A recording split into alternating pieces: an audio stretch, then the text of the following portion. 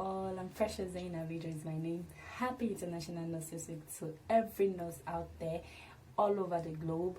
I'd like to acknowledge the Health Circumference for this opportunity and also thank and give a shout out to our sponsor, the Renewed Fertility Clinic.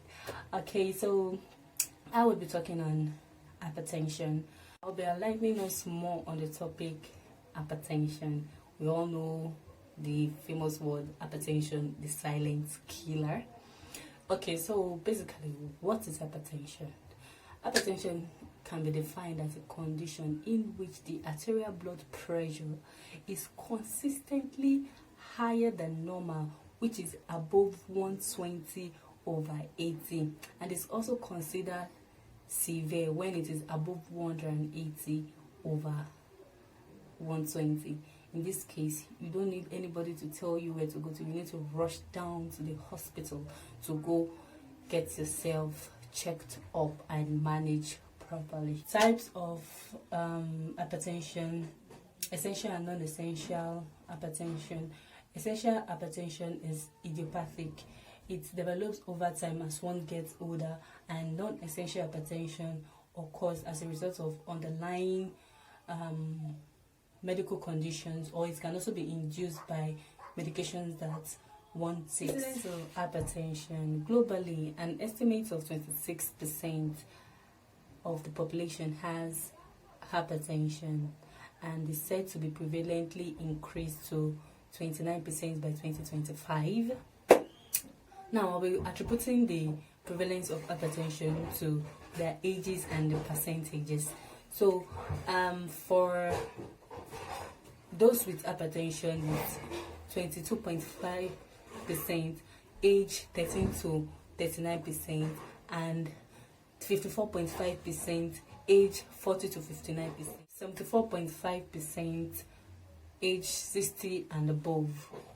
Hypertension is said to be common in the men with 51%, more than the women with 39.7%. Risk factors for hypertension: the African Americans and the older adults. The older adults is as a result of the blood vessels gradually losing their elasticity, causing blood to pump harder, and then the pregnant women. Causes of hypertension: hypertension can be caused by smoking, unhealthy lifestyle, older age, stress, family history of blood pressure, sleep apnea, too much alcohol consumption.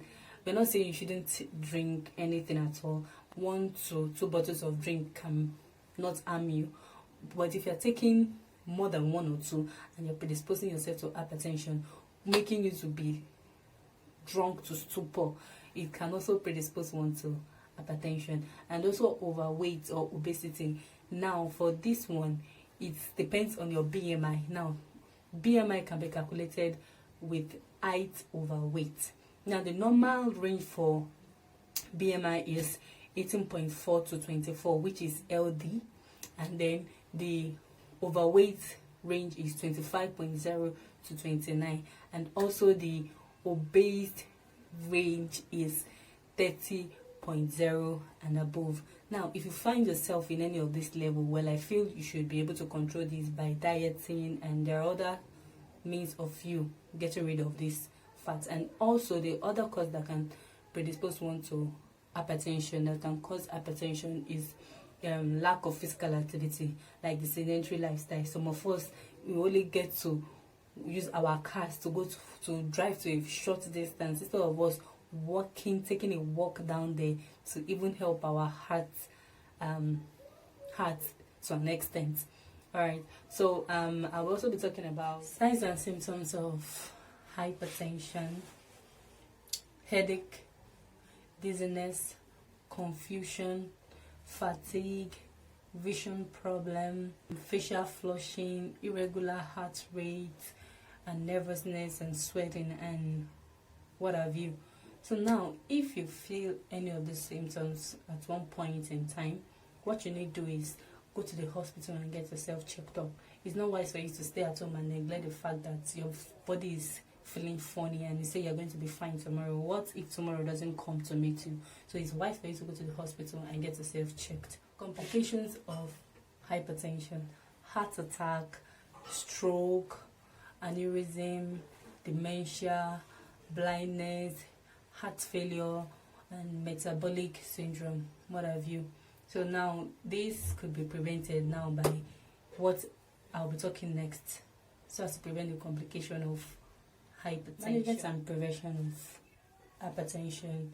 One is reduce salt intake. Reduce salt intake. I can't stress this enough. It's very important for us to do this.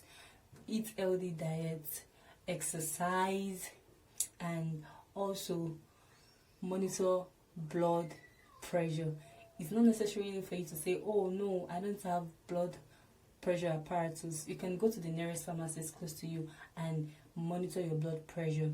And also manage stress. This is very important. You can prioritize your activities. You don't have to attend to everything at once. That is why there's always break at every point of time whenever we are working.